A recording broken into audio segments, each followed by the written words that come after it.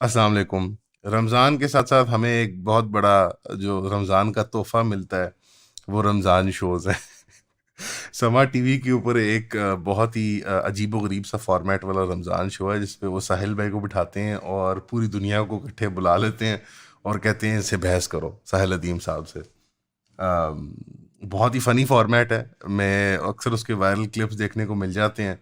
ख़ास तौर पे जब असर के बाद आपको ज़्यादा भूख लग रही होती है और आप वो खाने की रेसिपीज़ देख रहे होते हैं, तो साथ-साथ ना आपको रमज़ान शो के फड्डों के वो रिकमेंडेशंस आ रहे होते हैं। Sahil Adeem fights with Nadeem Afzal Chand, Sahil Adeem fights with so on and so fourth.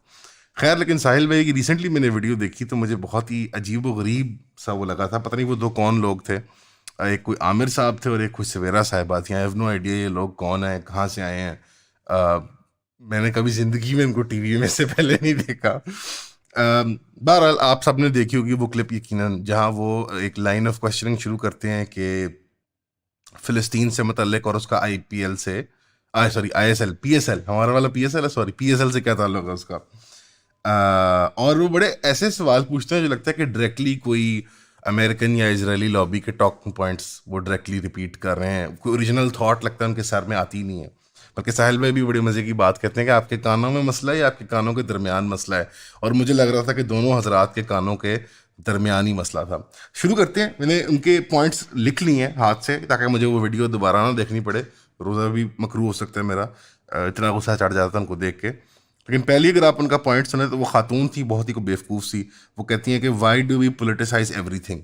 उनका ये सवाल ये था कि हम पीएसएल को, जब साहिल भाई ने कहा कि पीएसएल को बॉयकॉट करना चाहिए और मुझे उम्मीद है कि कराची में जो लोग कम आए हैं और ये लग ही रहा है कि पीएसएल की अटेंडेंस बहुत कम थी, वो उसके 2-3 फैक्टर्स हैं। एक, लोगों को जो माली हालत नुकसान पहुंचा हुआ है, जो माली हालत को लोगों की।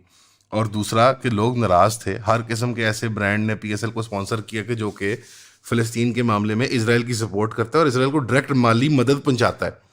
अम, जैसे कि केएफसी हो गया, ट्रेसेमे हो गया, यूनिलीवर ब्रांड हो गया, वगैरह वगैरह।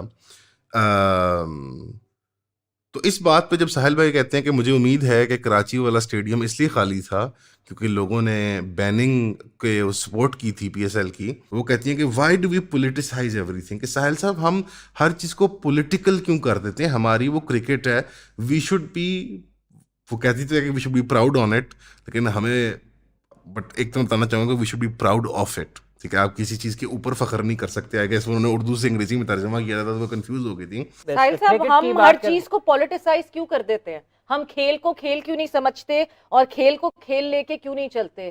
पीएसएल हमारी आपका क्या प्रोडक्ट नाम है? है। पीएसएल इज समथिंग दैट सवेरा as Pasha sahab. Pakistani we should be proud on PSL and we should be there to back our team.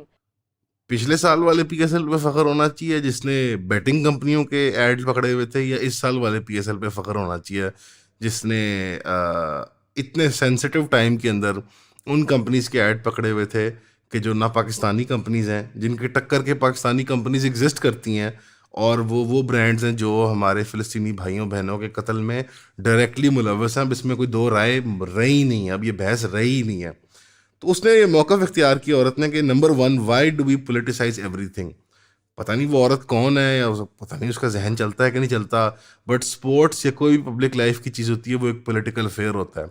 और जो हमारी इकॉनमी होती है वो एक पॉलिटिकल इकॉनमी होती है। आप हर जो एक्शन करते हैं, कोई प्रोडक्ट आप कंज्यूम करते हैं, आप उसको चूज़ करें टू कंज्यूम और नॉट टू कंज्यूम। कोई सर्विस आप चूज़ करते हैं टू कंज्यूम और नॉट टू कंज्यूम।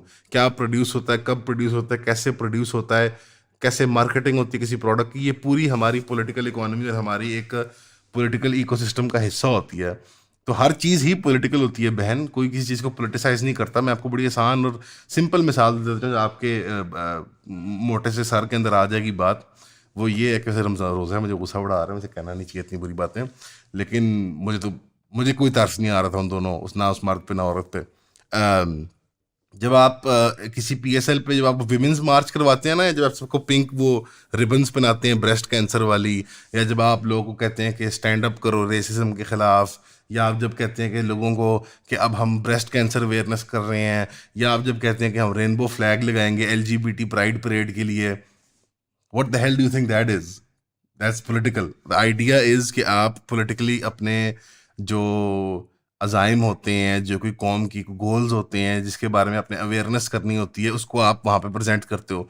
पूरी दुनिया के अंदर जो है वो पॉलिटिकल स्लोगनियरिंग, झंडे, फुटबॉल, आप क्रिकेट तो कोई गेम ही कोई नहीं है यार, पीएसएल को तो देखता ही कोई नहीं दुनिया के अंदर।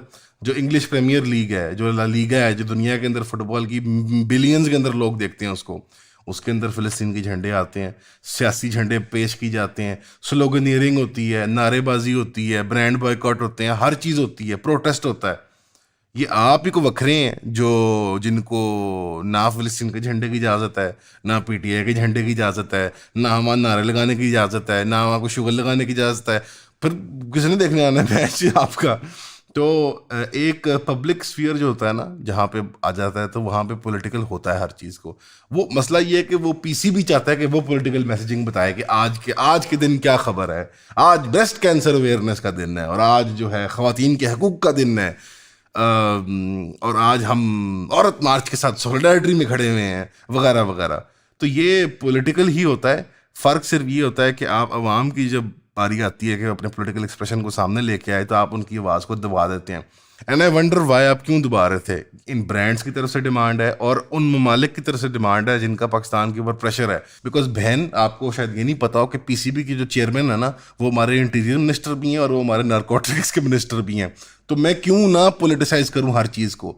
जिस मुल्क के अंदर एक बंदे को 3-3 वजारतें और 3-3 डिपार्टमेंट पकड़ाए हुए हैं, और उस बंदे का टोटल रिकॉर्ड और ट्रैक एक्सपीरियंस क्या है कि वो एक मीडिया चैनल चलाते हैं, या वो सीएनएन के लिए काम करते थे, या बीबीसी के लिए करते थे, सीएनएन के लिए करते थे, बीबीसी के लिए। मतलब उन बंदे के टोटल क्रेडेंशियल्स क्या है किसी को कोई पता नहीं। उनको हमने चीफ मिनिस्टर बनाया हुआ था अभी रिसेंटली, और साफ जाहिर है कि उनको ये इनाम जो मिल रहा है पीसीबी के चेयरमैन साहब मोहसिन नकवी साहब को, साहब वजीर आला साहब उनको जो ये इनाम मिल रहा है वो इसलिए मिल रहा है क्योंकि उन्होंने पीटीआई की सप्रेशन की थी।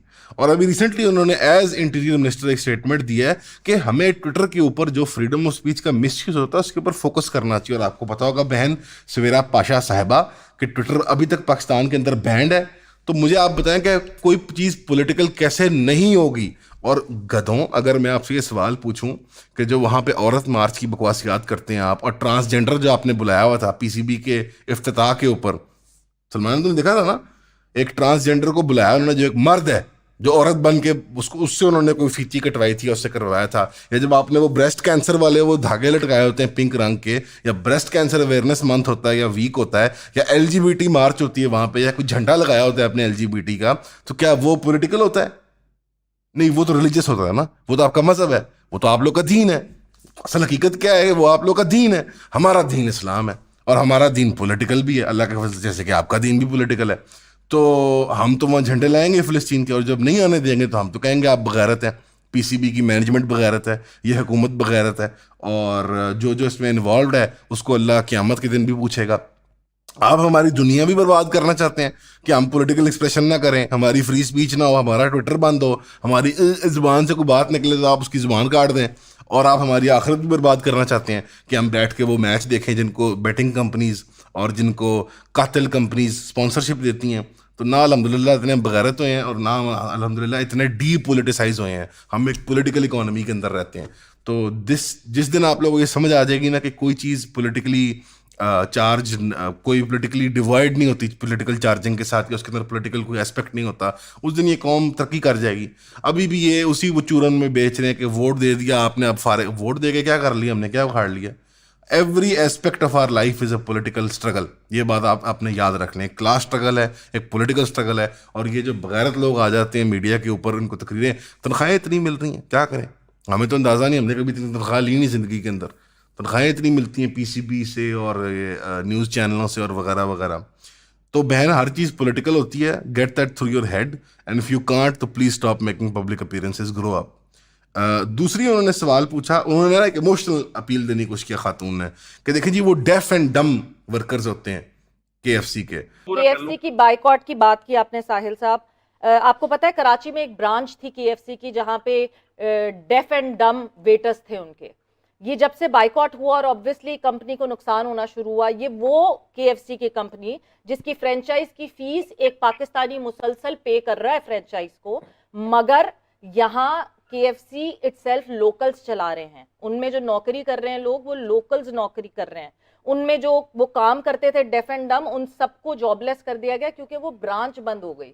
जितने लोगों ने केएफसी का बाइकआउट किया, क्या आज वो यहाँ बैठ के वादा करेंगे इस बात का कि वो जो डेफ एंड डम लोग थे उनकी किफालत करेंगे वो? तो पॉइंट सिर्फ ये कि we need to understand the franchise system, कि फ्रेंचाइज काम कैसे करती है। एक फ्रेंचाइज की जब आप रॉयल्टी लेके पाकिस्तान में एक फ्रेंचाइज लेके आते हैं तो एक पाकिस्तानी वो रॉयल्टी पे करता रहता है, वेदर उसका बिजनेस आगे चले या ना चले, ही नीड्स टू पे दैट रॉयल्टी। मतलब आपने बिलीव करना शुरू कर दिया सीएसआर को, यानी आप इतने स्टूपिड हैं। सीएसआर जो कॉर्पोरेट सोशल रिस्पॉन्सिबिलिटी होती है, जिसकी मैं आपको बड़ी सी मिसाल देता हूँ। नेस्ले पाकिस्तान के अंदर ना फार्मर्स को इफेक्टिव इरिगेशन मेथड्स की टेक्नोलॉजी प्रोवाइड करता है। आपको पता है ये बात? उनकी ये कॉर्पोरेट सोशल रिस्पॉन्सिबिलिटी और आउटरीच का प्रोग्राम है कि पानी कम कैसे ज़ाया हो किसानों का, उनको वो इक्विपमेंट प्रोवाइड करता है। ये आपको शायद याद हो, बड़ी कैंपेन थी नेस्ले की। नेस्ले पाकिस्तान का ग्राउंड वाटर चोरी करके हमें वापस बेचता है। Are you an idiot? Will you believe कि नेस्ले एक अच्छी कंपनी है क्योंकि वो किसानों को फार्मिंग टेक्निक्स और टेक्नोलॉजीज देता है? यार, कॉर्पोरेट सोशल रिस्पॉन्सिबिलिटी का मकसद ही ये होता है कि कंपनी की जो फिरौनियत है, कंपनी की जो बदमाशी है, कंपनी का जो जुल्म है लोअर क्लासेस के खिलाफ और नेचुरल रिसोर्सेज के एक्सप्लॉयटेशन को, उसको छुपाने के लिए। आइकिया, आपको तो पता ही होगा, आप लोग तो ख्वाब देखते हैं, चूमते चाटते हैं वहाँ के जो घटिया ब्रांड्स होते हैं। आइकिया एक स्वीडन का या स्विट्जरलैंड का गालबन है, स्वीडन का ब्रांड है, छोटा सा ब्रांड है। वो फर्नीचर बेचता है और मीट बॉल्स बेचता है। ये जो जिसको पता है, अगर वो आइकिया गया हुआ है तो वो आपको बता सकते हैं। अब आइकिया फर्नीचर बनाने के लिए लकड़ी इस्तेमाल करती है, तो आपको पता है आइकिया क्या करती है? आइकिया जो है वो रिफॉरेस्टेशन के प्रोग्राम्स में इन्वॉल्व है। रिफॉरेस्टेशन के कि हमने ना यहाँ पे 1000 एकड़ में दरख्त लगवाए हैं। आइकिया इज पूरे अफ्रीका के अंदर, और वो करती क्या है, वो यूरोप के अंदर जंगल लगाती है। पूरे अफ्रीका और साउथ अमेरिका के अंदर आइकिया ने सबसे ज्यादा जंगल उजाड़े हैं रिसेंट हिस्ट्री के अंदर। आप जैसे बगैरत और इडियट होते हैं जो बिलीव करना शुरू कर देते थे कि कॉरपोरेशंस बड़े अच्छे काम कर रही हैं, तो केएफसी जो डेफ एंड डम को वो करती है, तो वो out of the goodness of their heart नहीं करती, वो ये एक कॉर्पोरेट सोशल रिस्पॉन्सिबिलिटी के तहत करती है। और ये देखो कितने इनको सब पता होता है, पहले इन्होंने इमोशनल अपील करनी होती है। नोट कर रहे हैं ना सलमान कि वो जी डेफ और डम और वो तो गूंगे बहरे, और वहां एक्चुअल लोग कत्ल हो रहे हैं, रेप हो रहे हैं, उनकी हड्डियां तोड़ते हैं वो जेलों के अंदर, उनको टॉर्चर करते हैं। तो पाकिस्तान के जो डेफ एंड डम है ना, उनकी नौकरी ना चली जाए। तो ये ईदी साहब केएफसी के लिए काम करते थे, या वो जेडीसी वाला केएफसी के लिए काम करता है? उनके नाम तो नहीं लेते तुम लोग ऐसे बगैरत हो। वो इमरान खान केएफसी के लिए काम करता था। ये जो शौकत खानम अस्पताल है, जो ये अखवत फाउंडेशन है, ये केएफसी के लिए काम करते हैं। ये पाकिस्तानी लोगों का जज्बा है। हम एज प्रोपोर्शन ऑफ जीडीपी सबसे ज्यादा चैरिटी देने वाले लोग हैं पूरी अर्थ के ऊपर। और आप जैसे लोगों को क्या समझ आए, जिनको दर्द भी नहीं है फिलिस्तीन के बच्चे बच्चियों का, जिनको सूडान के बच्चे बच्चियों का दर्द नहीं है, जो अफगानियों को देख के कहते हैं नमक हराम, नमक हराम है, ये हमारे दुश्मन है। आपकी गलती नहीं है। आपकी 76 साल में जहन साजी जो नेशन स्टेट के पैराडाइम में, आपका दिमाग खराब हो चुका हुआ है। आपको लगता है कि ये जो 4-5 लकीरें हैं ना पाकिस्तान के बॉर्डर की, ये अल्लाह ने लकीरें लगाई थी। ये अल्लाह ने लगाई थी, ये ब्रिटिश ऑफिसर्स ने लगाई थी। ये आपको बात समझ नहीं आ रही। ये चंद लोगों ने कमरे के अंदर बैठ के लगाई थी। ये ना जियोग्राफिकली साउंड है, ना ये नेचुरली साउंड है, ना ये कल्चरली हिस्टोरिकली साउंड लकीरें हैं। जैसे कि एक मशहूर हमारी ड्यूरेंट लाइन है, खैर उस पर भी आते हैं, एक और क्लिप बनेगा उस पर इंशाल्लाह। तो ये डेफ एंड डम लोगों का क्या बनेगा? नौकरी चली जाएगी उनकी। और दसो, बंदे नहीं हमारे मरेंगे, हम अपने उस कत्ल में शामिल नहीं होंगे अपने बंदे मारने के अंदर। फिर वो कहती है कि केएफसी की फ्रेंचाइज को मॉडल समझें आप, कि फ्रेंचाइज होती क्या है। बहन, सबको पता है फ्रेंचाइज क्या होती है, और आप खुद जो बात कह रही हैं उसी के अंदर आपका जवाब मौजूद है। रॉयल्टी पेमेंट्स, रॉयल्टी पेमेंट्स का एक हिस्सा भी जो जा रहा है ना, जो घूम घुमा के इसराइल के पास पहुंचता है। अब वो होस्ट भी बेचारा कुछ डफर सा उन्होंने बिठाया हुआ हाफिज साहब, वो कहता है कि देखें मेरे ख्याल में ये तो कंपनी दुबई की, पाकिस्तान में ये ब्रांड है, ये सारा कोई एक यूएई के हैं लोग, वो इसको ओन करते हैं। केएफसी की वही दुबई में वो उन्होंने फ्रेंचाइज खरीदी हुई, जो यहाँ पे वो हमें लैंड कर रहे हैं फ्रेंचाइज। यम फूड जिसको हम कहते हैं, जिसके नीचे पिज्जा हट भी आती थी। पिज्जा हट को तो वैसे हमने भगा दिया क्योंकि हमारे पास बेहतर लोकल ऑप्शंस आ गई थी और चीपर ऑप्शंस आ गई थी। तो बहन, पूरी दुनिया के अंदर ना फ्रेंचाइज मॉडल को मुनक़ते भी हो सकता है। अब सप्लाई चेन्स केएफसी की एस्टैब्लिश हो गई है ना। केएफसी अगर अपनी दिल्ली, अब देखो ना, नोट कर, केएफसी के प्रॉफिट पर नुकसान है, पहली चीज उन्होंने क्या बंद की है? वो खुद जो औरत कह रही है, उन्होंने वो गूंगे बैरों का बंद किया कि ये जाएं डेफ एंड डम तुम्हारे बड़े, ठीक है ना। तो ये हमें ना सिखाएं यार, आप लोगों को तो पता ही कुछ नहीं दुनिया के बारे में। तो ये फ्रेंचाइज मॉडल जो होता है ना भाई, उसमें रॉयल्टी पेमेंट जानी जानी होती है, और अल्लाह करे KFC डूब जाए पाकिस्तान के अंदर, क्योंकि जो फ्रेंचाइज ओनर हैं उनको नहीं पता कि रशिया और बोस्निया और चेचनिया में उन्होंने क्या किया था।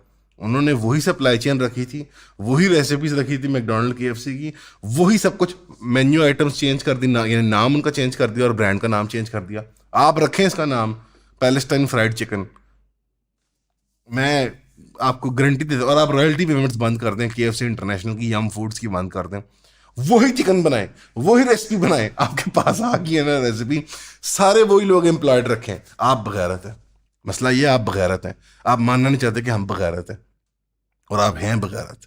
और दूसरी बात, अगर आप मुनकते हो जाए उनसे, मिसाल के तौर पे कुछ नुकसान भी हो, तो जब वो पैसे हैं KFC या यम फूड्स के पाकिस्तान के अंदर, वो उन्होंने पाकिस्तान में कहीं री इन्वेस्ट करने हैं ना।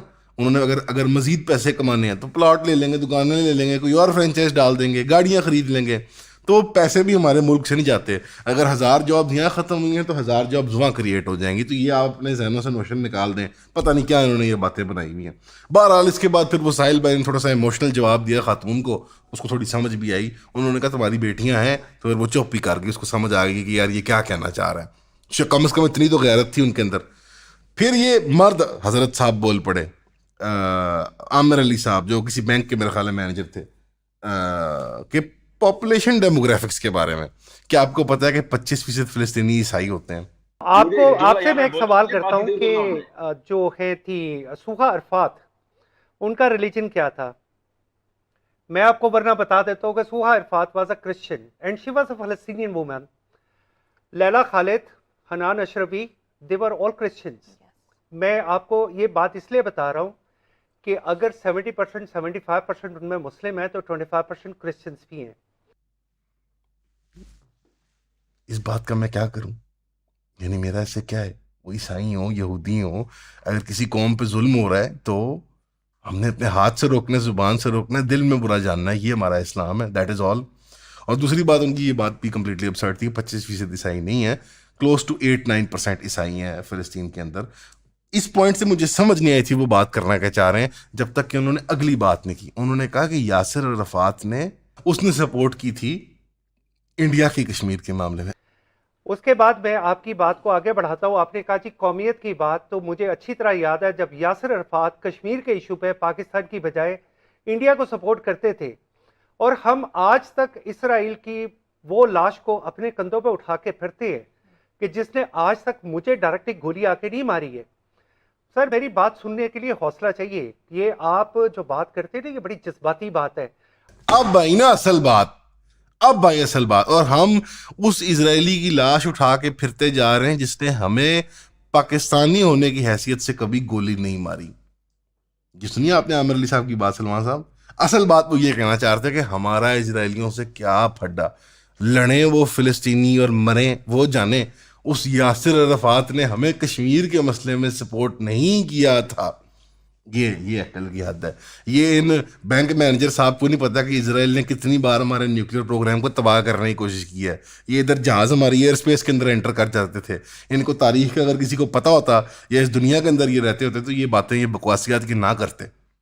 और इनको ये पता होता कि हमारे बाबा कौम कायद आज़म मोहम्मद अली जिन्ना ने इसको क्या कहा था।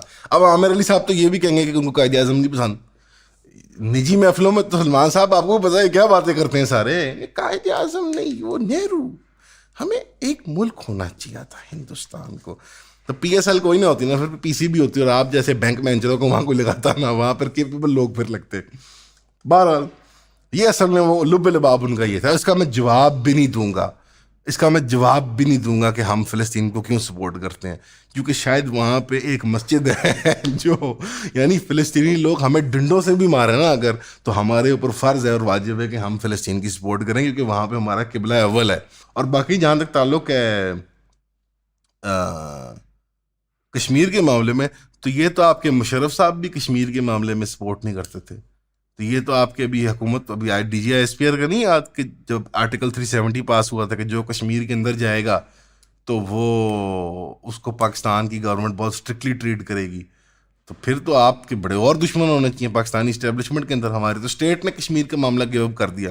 मतलब बाजवा साहब ने भी तकरीर की थी जर्नलिस्ट के सामने कि हमारे टैंकों को जंग लग गया, उनमें डीजल नहीं है और मुझे वो टायर भी फट गए, एक टैंक का मुझे स्टपनी नहीं मिल रही है और जैक नहीं मिल रहा मुझे, हमारा स्पेयर टायर जो है वो पठान चोरी करके ले गया। मतलब फिर आगे वो पूछते हैं द एज ओल्ड क्वेश्चन कि आपको पता है कि टेक्नोलॉजी जो है वो हार्मन कैडन के पता नहीं कौन से स्पीकर जो है वो they are by the Jews have made them. आप जिस सैटेलाइट के जरिए लिंक्ड है ना, this is also by the Jews. ये भी ज्यूस की तौर पे ज्यूस का है। ये जो आप हार्मन कार्डन के स्पीकर्स यूज कर रहे हैं और जो आप माइक यूज कर रहे हैं ना बात करने के लिए, ये भी ज्यूस कंपनीज है। ये इवन चाइनीज कंपनीज भी नहीं है।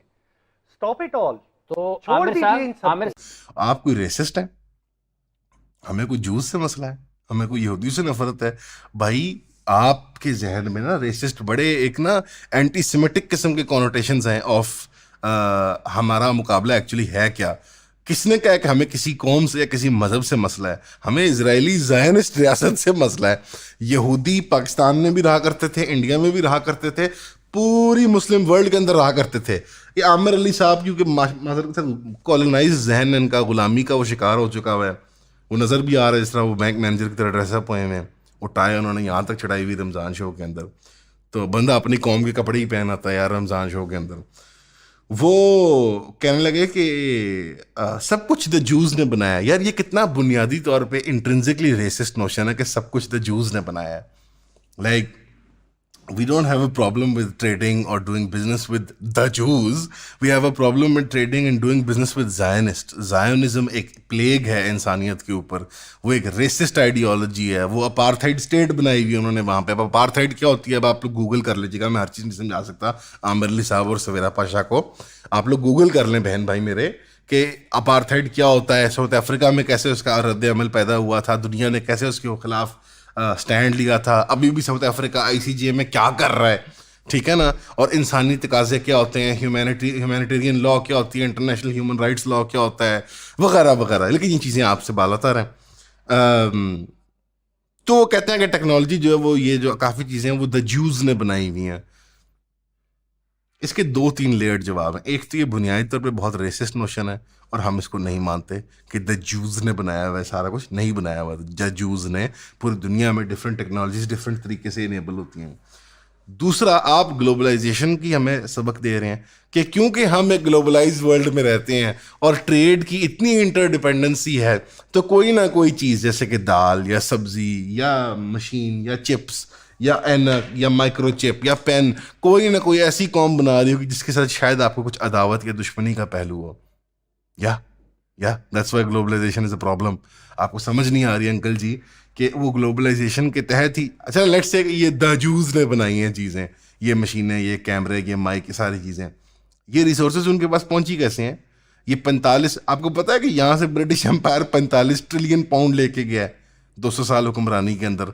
तो चाचू जब रिसोर्सेज की एक्यूमुलेशन होती है एक जगह, लूट मार करके एक कौम के कमर पे डंडे मार मार के उनसे गुलामी करवा के, तो उन रिसोर्सेज की एक्यूमुलेशन के बाद फिर आपके पास एलोकेशन की, रिसोर्स एलोकेशन की गुंजाइश होती है। जब रिसोर्स एलोकेशन होती है R&D के अंदर, साइंटिफिक डेवलपमेंट के अंदर, तो नई से नई जायदाद निकलती हैं। तो अगर आपको अपनी गुलामी की पैदावार हुए प्रोडक्ट्स इस्तेमाल करने में कोई आड़ महसूस होती है, तो मुझे तो नहीं होती। ये हमारी कमरों से छील छील के उन्होंने चीज़ें बनाई हैं। रेलगाड़ी जो यहाँ बनी थी जहाँ से ये माल लूट के वापस लंदन ले जाया करते थे, गालिबन 5,000 करोड़ पाउंड सालाना गालिबन ये वहाँ पे ले जाया करते थे एज जो वो लेवी टैक्स होता है जो ब्रिटिश क्राउन के जाता था, जिससे पूरे ताजे बरतानिया का फ़ौज का और हुकूमती निज़ाम चला करता था। तो ये जो टेक्नोलॉजी इनोवेट की गई है ये हमारी कमरों से छील के की गई है भाईजान। जो इराक़ के अंदर ऑयल फील्ड्स अमेरिका ने सिक्योर करके दिए हैं, जो सीरिया के अंदर सिक्योर करके दिए हैं, जहाँ से तेल जो है सस्ता फ्राहम हो रहा है इजराइल को और अमेरिका को, उसके ज़रिए वो टेक्नोलॉजी इनोवेट करते हैं। तो ये हमारे मुसलमानों का ही नेचुरल रिसोर्स को लूट के उन्होंने हमारे 4 से 5 मिलियन लोग मार के ये किया है। तो ग्लोबलाइजेशन की का शॉर्ट स्टिक ऑफ, क्या कहते हैं अंग्रेजी में, वो short end of the stick हमें ही मिला है भाईजान। तो हमें कोई आड़, वसाइल में भी कहते हैं कि ये जंग की हालत में हम हर चीज़ इस्तेमाल करेंगे, तो हमें कोई आड़ नहीं महसूस होती माइक इस्तेमाल करने में, उनका वो इस्तेमाल करने में, उनका फलाना इस्तेमाल करने में। हम हर वो चीज़ इस्तेमाल करेंगे जिनसे हम उनको नुकसान पहुँचा सकते हैं। और बहरहाल हमें किसी कौम से मसला नहीं है, हमें एक ख़ास रियासत और उसके आलाकारों से मसला है। तो ये हर चीज़ उनके आलाकार नहीं है भाईजान। थोड़ा सा अगर आप लोग इतनी सी मेहनत कर लें ना, और 2 गूगल कर लें और अपना सर वहाँ से निकाल लें जहाँ सूरज नहीं चमकता, तो आपको अंदाज़ा हो जाएगा कि एक्चुअल जो लिस्ट है वो बड़ी महदूद है ऑफ प्रोडक्ट्स एंड कंपनीज जो सपोर्ट करती है इसराइल को, और जो प्रोडक्ट्स नहीं करते, जो आप आसानी से उनकी एडवर्टीजमेंट्स उनको कंज्यूम कर सकते हैं, वो बहुत वसी है भाईजान। तो ये बार उनकी घटिया सी अटैम्प्ट थी उन आमिर अली साहब की कि वो ये प्रूव करें कि फ़िलिस्तीनी नहीं इजरायली हमारे दोस्त होने चाहिए। तो ये टॉकिंग पॉइंट्स मेरा ख्याल है पीसीबी में इंटीरियर मिनिस्टर साहब भी आके सिखाते होंगे आप सारों को। फिर वो है कि उन्होंने एक वो बेवकूफ़ाना सी अपील की कि रसूलुल्लाह ने यहूदियों के साथ तिजारत की थी। यार कौन कह रहा है यार यहूदियों से हमें मसला है?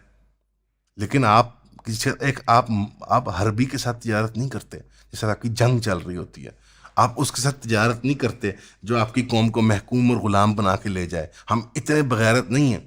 तो आप इतने रेसिस्ट हैं कि आप सारी दुनिया के यहूदियों को इजरायली के तौर पर देखते हैं, हम नहीं हैं। हमें पता है कि इजरायली फ़र्क हैं और यहूदी लोग फ़र्क हैं। आज के नटसी जूस कौन से होते हैं, सिफार्डिक जूस कौन से होते हैं, मिज़राही जूस कौन से होते हैं, आप पढ़ें ना जी। आपकी पढ़ाई नहीं है, आप अपनी स्टडी करके आए। साहिल बेग नहीं कहता आप स्टडी करें भाई। आपको नहीं पता कि यहूदी और इजरायली में क्या फ़र्क होता है, ज़ायोनिस्ट और यहूदी में क्या फ़र्क होता है। हमारे बल्कि वन ऑफ द पेट्रन्स जो हैं वो एक पाकिस्तानी यहूदी हैं जो ज़्यूरिख में रहते हैं, बेफिक्रा भाई जो हैं, जो हमारे बहुत बहुत सपोर्टर हैं हमारे चैनल के, वो ज़ायोनिस्ट नहीं है, ही इज़ जस्ट अ जू। तो इन दोनों बातों का फ़र्क जो है वो आमिर अली साहब को नहीं समझ आएगा, और ज़ाहिर बात है फंडिंग जो है वो कहीं और से आ रही है, तो समझ भी कैसे आए।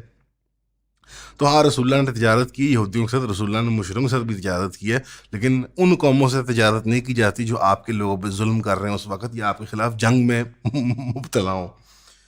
फिर जो उस औरत ने एक और सवाल पूछा कि हम तो फिज़िकली डिटैच्ड हैं फ़िलिस्तीन से, इससे हमारा क्या लेना देना है। जैसे ही थोड़ा सा साहिल भाई ने ह्यूमैनिटेरियन की बात की ना, करेंगे नहीं, हाँ जी फिज़िकली तो हम हैं, लेकिन मैं कह रही हूँ कि हमारी इकॉनमी का भी तो सोचें ना। आपको एंड में मेरे से हट गई, और एंड में वो खातून कहती है कि हम सर पे धाता बांधें और हम लड़ने जाएं। आप गालिबन अभी तो पैलेस्टीन से कनेक्टेड नहीं है ना, आप भी यही हैं, हम भी यही हैं, या तो फिर हम सर पे धाता बांधें और जाएं। बहन हम तो पिट रहे हैं, आपकी रसाई है पीसीबी चेयरमैन स्लैश वजीर दाखिला स्लैश नारकोटिक्स के जो मिनिस्टर हैं, एंटी नारकोटिक्स फोर्स के इंचार्ज जो हैं। बहन हम रिक्वेस्ट कर रहे हैं, हम तो चाहते हैं कि उनके खिलाफ जंग हो। अगर आप कोई सिफारती वहाँ पे पैगाम भिजवा सकते हैं, वहाँ कोई जंगी हम इक़दाम ले सकते हैं, हम तो आपके साथ खड़े हैं। हम तो चाहते हैं कि अफ़गानिस्तान और ईरान से हमारी दोस्ती हो, ताकि वो बॉर्डर खुले और यहाँ से रास्ता खुले और हम जाके इजराइल से लड़ सकें। हम तो चाहते हैं। बहन आपको समझ नहीं आ रही, आप और 1% उन पाकिस्तानियों को समझ नहीं आ रही जो बेनिफिशरी हैं इसराइल के और अमेरिका के सिस्टम के, जो ग्लोबल निज़ामों के बेनिफिशरी हैं। आपको समझ नहीं आ रही, आपको समझ नहीं आ रही जो ख्वाब देखते हैं कि PSL और वो क्या है इंडिया वाला IPL, वो एक ही स्टेज के ऊपर इकट्ठे कम्पीट करेगा। आपको कदर नहीं है शहीदों के खून की, आपको कदर नहीं है मुसलमानों की 2 बिलियन की उम्मत की एक की वहदत की। आप लोग बगैरत हो चुके हैं। तो मेरे ख्याल में साहिल भाई ने उनकी काफ़ी बेइज्जती कर ली थी, और मैं तो गालियों के हद तक उतर आया हूँ। माजरत के साथ प्लीज़, मेरा रोज़ा है, मुझे माफ़ कीजिएगा, लेकिन आप लोग बिल्कुल कोई सिंपथी मेरे लिए एक ज़रा नहीं रही, क्योंकि आप लोग के अंदर कोई जिगरा नहीं है। जहाँ 30-35 हज़ार लोग कत्ल होके और 10-20 हज़ार लोग दबे हुए हैं रबल के नीचे, आप लोगों को अपनी इकॉनमी और अपने क्रिकेट की पड़ी होती है। आप बगैरत हैं, अल्लाह आपको माफ़ करे। अगर आपके नसीब में हिदायत है तो हिदायत मिले, अगर नहीं है तो आपका अंजाम इजरायलियों के साथ ही हो। शुक्रिया। अस्सलाम वालेकुम। इयोन का आपसे वादा है कि हम कभी भी किसी का आपको पेड चूरन नहीं बेचेंगे और अपने कंटेंट को मेयारी रखेंगे। जैसे कि आपको पता है कि ऑनलाइन स्पेस के अंदर कंटेंट क्रिएटर्स जो हैं वो बहुत मुख्तलिफ शक्लों अक़साम के हैं, और वो अजीब अजीब किस्म का चूरन बेच रहे होते हैं। पेड पॉडकास्ट होती हैं, स्पॉन्सरशिप्स होती हैं, वगैरह वगैरह।